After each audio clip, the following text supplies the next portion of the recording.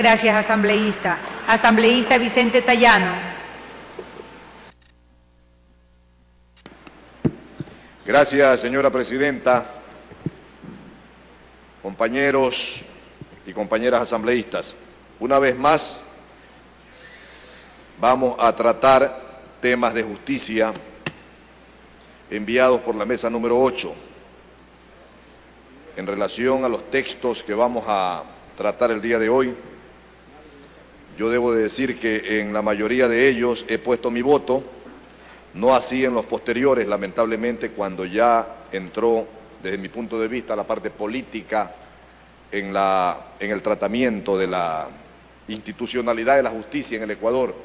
Y ahí simplemente me he abstenido. El tema de los notarios, por ejemplo, el tema que no se trató en la mesa y que se debió haber tratado y que debería estar aquí en los informes de la forma de elección de las dignidades que van a administrar justicia en el país. Nosotros debimos haber decidido en la mesa número 8 y no otra mesa, porque a nosotros nos dieron la responsabilidad de tratar el tema integral de la justicia, la forma de la nueva justicia. La nueva justicia de este Ecuador, que como lo repetimos diariamente, tiene sed y hambre de justicia, y en muchos lugares hambre de venganza por falta de justicia. En muchos lugares del país, justicia por la propia mano, por la desconfianza en la descomposición que ha venido teniendo la administración de justicia en nuestro país. Creo que, lamentablemente, por el apuro al que nos vemos abocados, ya pasado el 7º mes de trabajo de esta Asamblea, tenemos que hacer lo que vamos a hacer el día de hoy. En apenas 10 minutos tratar de reducir, de condensar temas tan importantes como 8 temas hay aquí en este informe del día de hoy. Nosotros permanentemente pedíamos en la mesa que cuando tratamos el tema de la justicia indígena, que cuando tratamos el tema de los métodos alternativos, que cuando tratamos el tema de los jueces de paz, se vaya enviando al Pleno. Y el propósito era que el Pleno pudiera poner en sus debates tema por tema, o por lo menos 2 temas de cada una de estas secciones que vamos a tratar el día de hoy. Lamentablemente ya estamos abocados y no nos queda más que en una sola sesión analizar temas tan importantes como la Fiscalía General del Estado, la Defensoría Pública, que yo debo reconocer que será uno de los logros que tiene esta Constitución. La Defensoría Pública en el Ecuador es eminentemente necesaria. Y hay que decirle al país para que se entienda, porque hay muchos que piensan que ya tenemos una Defensoría Pública en el Ecuador. No, señores, no tenemos en nuestro país una Defensoría Pública. Aquí lo que hay es un mamotreto de Defensoría Pública en una diferencia abismal entre el número de defensores y el número de fiscales acusadores.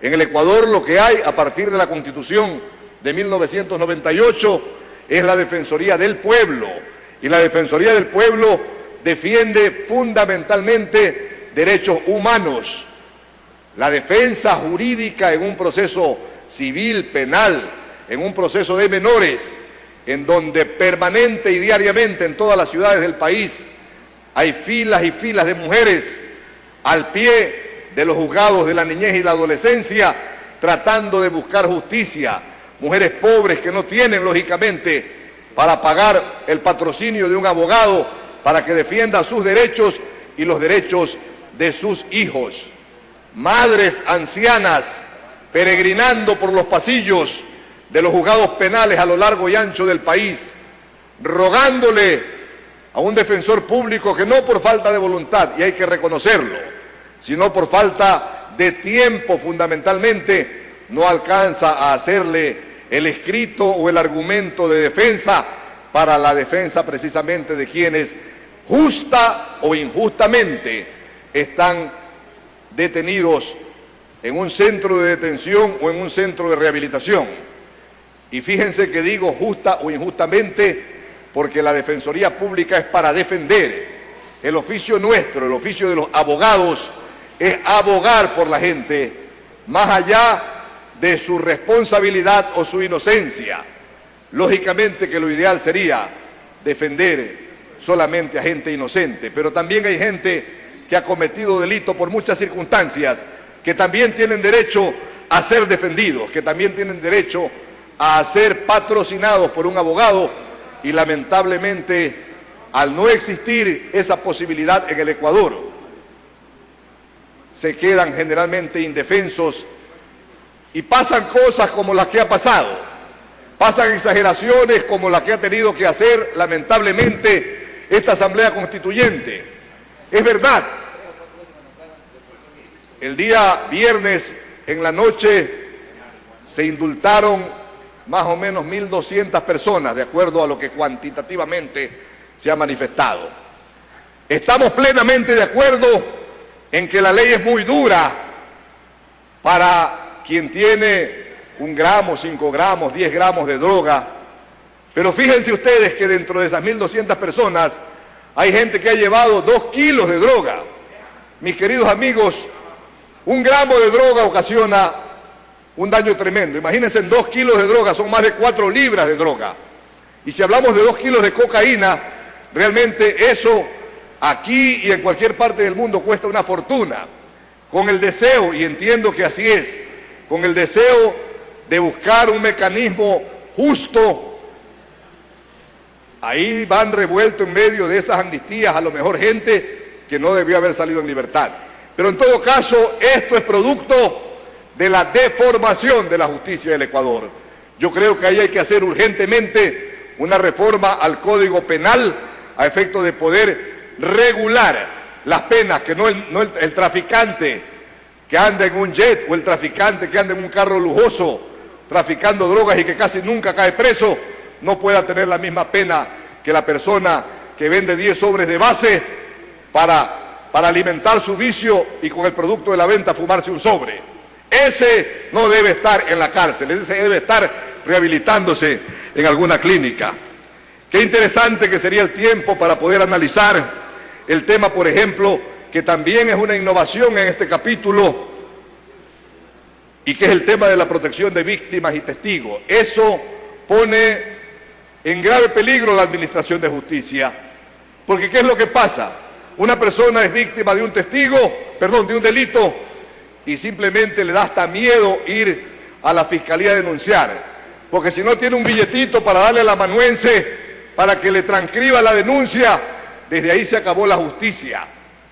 En el Ecuador, si queremos una verdadera justicia, deberíamos de llamar a los denunciantes. Vengan, señores, tómense un cafecito y díganme qué pasó, para poder defender sus derechos, y ahí al lado tiene que estar un defensor público.